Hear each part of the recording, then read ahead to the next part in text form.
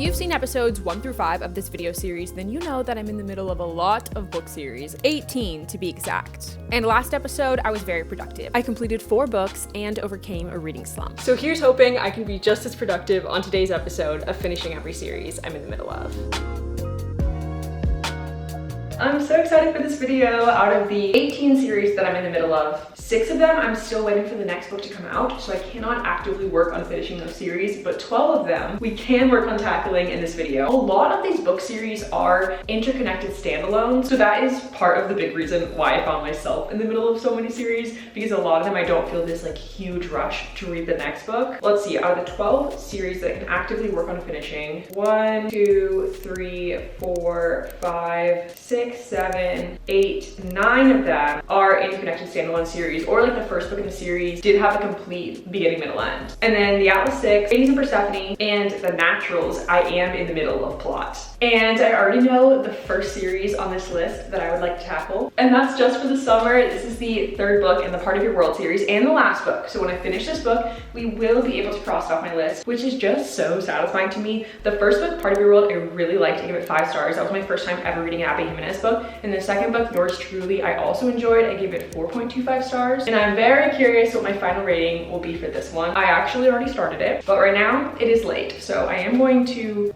get ready for bed, and then tomorrow we will hopefully be able to finish Just for the Summer, because I'm a good chunk of the way through it. I did set a goal for 2025 to read 90 books, and one of my other big reading goals for 2025 is to try and finish as many series as I can that I'm in the middle of. Another goal I have in 2025 is to consistently do my skincare routine. I feel like I've been really bad about being consistent in the past, but Curology has really simplified my skincare routine, which makes it so easy to be consistent. And Curology has very kindly sponsored today's video. Every day I use their cleanser, which I'm putting on right now, their moisturizer, and my custom formula. I love that Curology has gotten my skincare routine down to 3 simple steps. And then I just use their makeup remover and chapstick as needed. Next I'm gonna go in with my custom formula. This is my favorite thing about Curology. Before I started using Curology, I really had no idea what my skin needed. So the Curology Skin Quiz and custom formula were a game changer. Curology Skin Quiz is designed to understand your skincare goals and needs. And then based on that, a licensed dermatology provider prescribes a custom formula. Mine is the Hydro Trip. That includes soothing ingredients like vitamin E and aloe vera, and also helps prevent signs of aging. And I also really love that if I ever have any questions or need to adjust my formula, I can always message my dermatology provider. And lastly, I'm applying the moisturizer. I naturally have dry skin, especially in winter, so I love that the Curology moisturizer keeps my skin feeling hydrated and nourished. If you're a first-time Curology user, you can get your first box for just $15 with the link in my description. Okay, I'm going to head to bed, and then in the morning we'll get started for the day. It is the gloomiest day ever outside, which is honestly the perfect reading weather. I'm on page 263, so I'm very excited to hopefully finish this book today. I have been eating Abby Jimenez up. It's my 3rd book by her this year. I love that the conflict in her books feels so real, and her characters feel so real as well. And this book has a very fun setup. We have Emma and Justin, and both of them, every single time they date somebody and then break up, the person they were just dating goes on to find the love of their life. So they both think that they're cursed. So they decide to date each other and hope that their curses will counteract, and then they both can break up and go on to find the loves of their lives. So kind of like a silly, goofy, fun setup, but we are fully in the conflict now, and I just want them to be happy. Emma, she had a really tough life growing up, and so she's very resistant to like let people in and to fully love someone just out of protecting herself, which I totally understand, but also it is hurting my man Justin, and I just want them to be together so bad. So I think the book is a great combo of very fun, but also very heartfelt.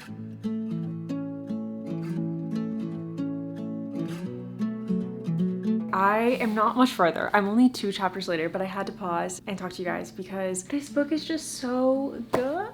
I just read a quote that I wish I could read you guys, but it's a spoiler. It's just so beautifully written, and like I was saying, Emma, it's very hard for her to open up and allow people into her life, and Justin is the opposite. He is very much heart on his sleeve, not afraid to share his feelings. He is the epitome of if he wanted to, he would. He puts in so much effort and time and attention to little details into all of their dates. It's so cute. I think Abby Jimenez does such an amazing job when she is crafting the 2 main characters, them being just such a perfect fit for each other. Emma and Justin are so opposite, but putting them together I think just brings out the best in each other. Especially I think Justin is exactly what Emma needs, and I love that so much.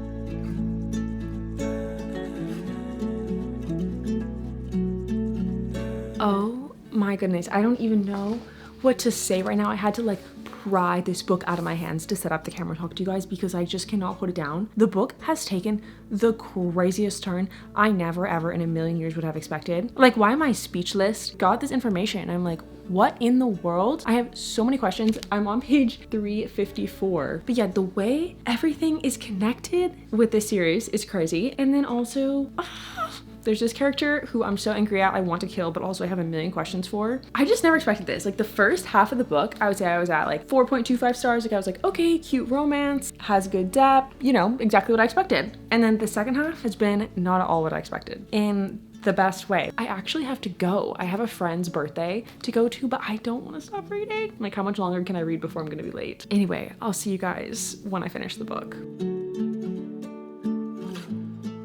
It is Monday. The last time I saw you guys was on Friday, and over the weekend I finished Just for the Summer. It was so good. I don't want to say this because I feel like it's gonna overhype it, but I kind of feel like this is like a perfect romance book. Like, it had a surprising moment. It had amazing characters. I felt like it was the perfect blend of very realistic, but it also had, you know, romance book, swoon-worthy moment, and now I want to binge read every Abby Jimenez book ever. And then over the weekend, I also started Bad Blood by Jennifer Lynn Barnes. This is the last book in the Natural series, which has been a 5-star series for me so far, so I expect nothing less with this last book, and I'm on page 132, so let's see how much of this book I can get through today.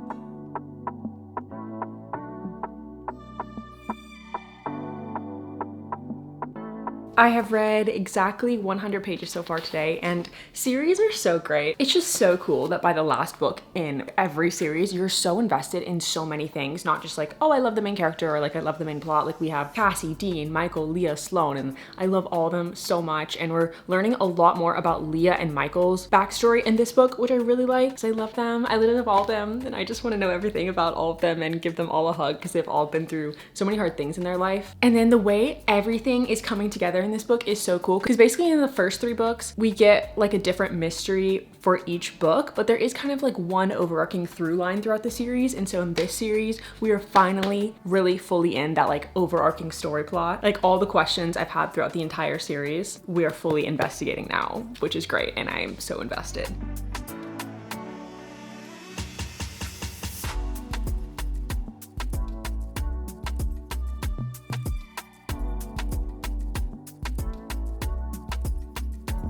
Characters in the book sometimes can be so self-destructive or just like chase danger because it's good for the investigation, which I understand, but it makes me so stressed for them. And right now I'm very stressed for one character in particular.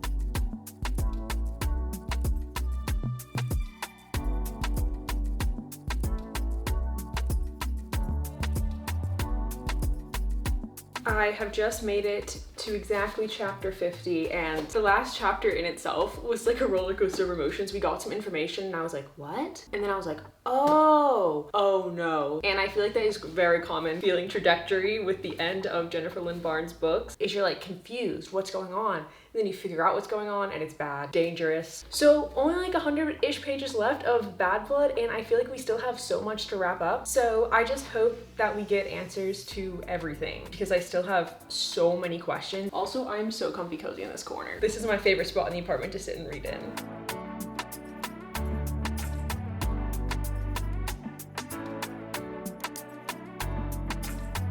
I finished Bad Blood. I really liked it. It's so bittersweet to be finishing this series. I really love that we got a new character in this book, which was super fun. We kind of have the main core group throughout the entire series, so I definitely didn't expect to get a new kind of core character, and I fell in love with this character pretty instantly. 5 stars, absolutely obsessed with the series, but my favorite is All In book 3. That ending was just so shocking to that book. Second favorite book in the series is the first book, The Naturals. Just meeting all the characters was so fun, and then I would rank this book 3rd and then book 2 4th. But finishing Bad Blood wasn't quite me saying goodbye to the end of the series yet, because there's also a novella called 12 that actually came in the back of my book. So I also finished 12 and I liked it. I feel like this year I have been reading surprisingly a lot of good novellas. I feel like in the past novellas have always been very like meh to me, like you could skip them, don't really need them. But I've read quite a few novellas that I've really enjoyed this year. This being one of them. We get a mystery and we get to see the characters several years later, which is so fun. fun. So like just to see where they're at now. And I really like the mystery too. It's like just over 100 pages, but I feel like it felt like a full book. Like we get a lot in those 100 pages. We were still finding out new things about the characters and their backstories. And I was like, even in the novella, Jennifer Lynn Barnes is feeding us with more info about my favorite characters. I love that. I think I'm gonna say 4 stars. I really liked it. And I would like to formally start a petition for Jennifer Lynn Barnes to write one novella every single year with these characters solving a different little mystery. And I would like the characters to be 1 year older in each novella for the rest of the characters' lives, so I never ever have to say goodbye to them. I know that's not gonna happen, but please comment below if you'd like to sign my petition. But since I finished 12, I'm officially done with this series. So this is another completed series we can cross off our list, and then we need to pick a new series to start or finish. We're not starting more. A new series to finish.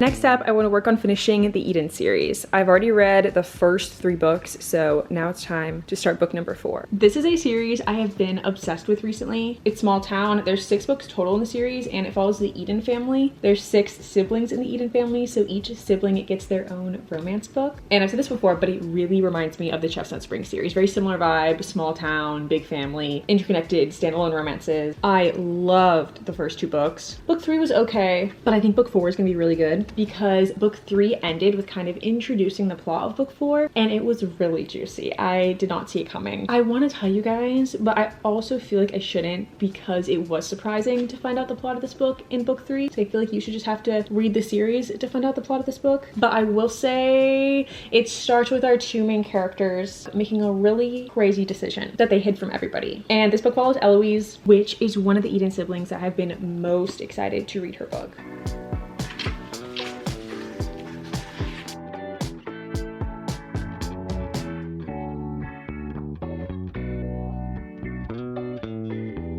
I've only finished chapter 1, and I already feel like Jasper is gonna be potentially a new favorite book boyfriend of mine. He really reminds me of Theo Silva from Reckless, who I think is my favorite like small town book boyfriend ever. Very like confident, reckless, flirty, at least in chapter 1.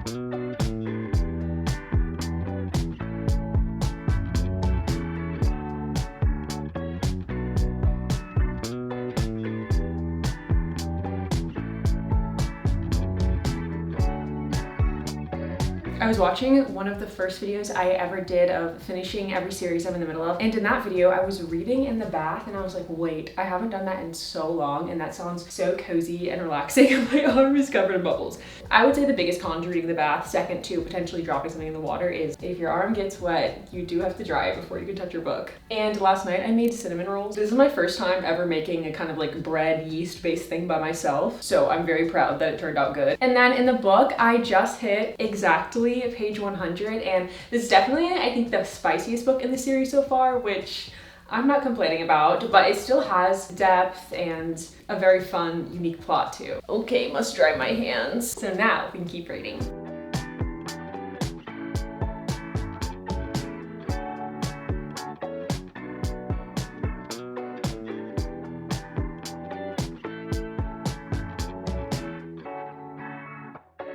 Good afternoon. It's a few days later and I am almost done with the book. I'm on page 307, so I have like 40-ish pages left, and I'm feeling one bad thing and one good thing about the book. Jasper's character, I don't know how to feel about him. He had a tough upbringing and a really bad past relationship that has made him have some bad traits. Like, he's not the best at communicating. He has this toxic relationship with an ex. I don't know. Things I don't love about him, to be honest, but I also understand that he got these traits from his bad upbringing, and I am rooting for him to grow, and he has been growing. So I don't know, it's tough because the first 2 books in the series, I brought all the books with me just so I could talk about them, but the first 2 books in the series, Indigo Ridge and Juniper Hill, I feel like were very like ideal, perfect book boyfriend kind of characters. So I think that's kind of what I expected with book 3. And then book 3, our male love interest definitely had some flaws similar to Jasper in this book. So I don't know, I mean, I think think reading about characters who are imperfect, who have flaws, who don't have all the best traits but do have a good character growth are really interesting stories and sometimes can have more depth to them. But I think just because the first two books did have very like swoon-worthy male love interests, I like pick up this series when that's what I'm in the mood for, so I just kind of have to like shift my expectations. But the thing I'm liking is something crazy just happened that I did not think was gonna happen, and I think only like the first book in the series so far has had like a fully fledged mystery subplot, but with each book we have gotten some kind of like dangerous mini subplot, which I like. I feel like that's very fun, and we have just entered the dangerous subplot and I do not know what's gonna happen next. But the reason I'm in my car is I thought it'd be fun to sit in a coffee shop and finish the book. Don't have much left, so not gonna be there super long, but I was craving a sweet treat, so let's go find a pastry and a nice spot to sit and read.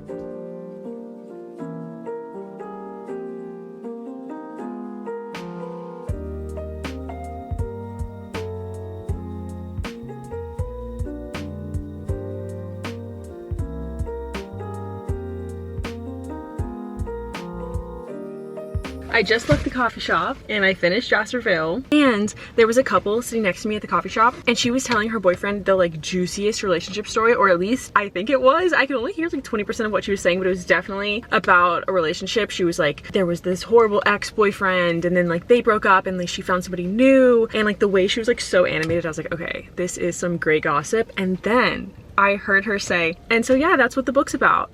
And I was like, no way. She was talking about probably a romance book the whole time. I'm sure her boyfriend knew that she was telling him the plot of the book she's reading, but it was crazy for me because I felt like one of those TikToks, but in real life. Have you seen those TikToks where someone will like tell a story as if it's real and then at the end they're like, and surprise, this is like the plot of blank book? That's what I felt like I experienced, but in real life. And then he started telling her about the book that he's reading and he was like, I'm 40% of the way through and I feel like I'm making such good progress. And she was like, yes, so proud of you, like reading more. And I was like, wow, it literally felt like me and Danny. It was really cute. It just reminded me of how nice it is to like go sit and read in public places. So I feel like just not read outside of like my bed or my reading chair or the couch in a really long time, and it's nice to mix it up. I just love like random cute interactions with strangers or like things you overhear that are really wholesome. Yeah, 10 out of 10 would recommend reading at a coffee shop. Anyway, I think I'm gonna head home and then I will share my thoughts on Jasper, Vale, mostly because I'm still trying to decide what I want my final rating to be, so I'm gonna think about it on the drive home.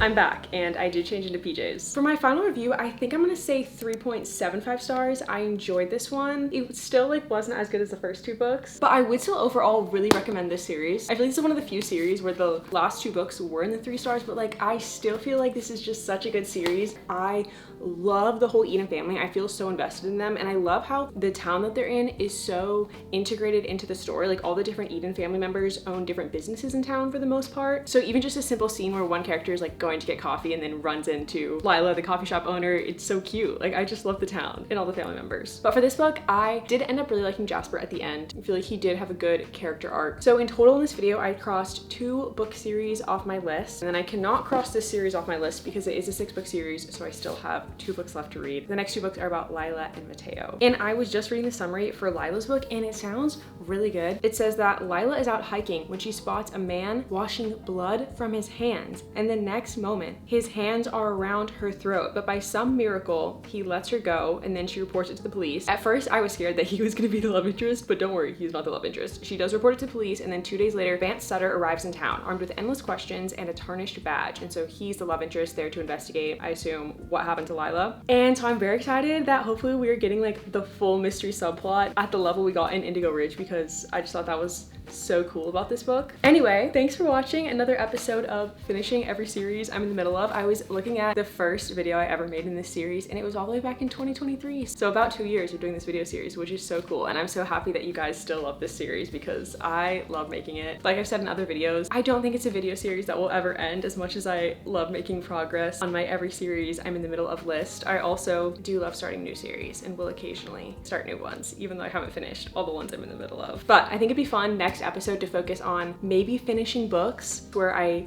haven't been able to finish the series yet because I'm waiting for the next book to come out. Like Onyx Storm is about to come out, Scythe and Sparrow is about to come out, the sequel to Heartless Hunter is about to come out, and then in March and April, Fearless comes out, the next book in the Rose Hill series come out, and the next book in the Wicked Games series comes out. So literally all of the section of my list where I can't finish that series yet is about to be released, which I'm very excited about. All right, and with that, thanks for watching, and I'll see you guys in my next video.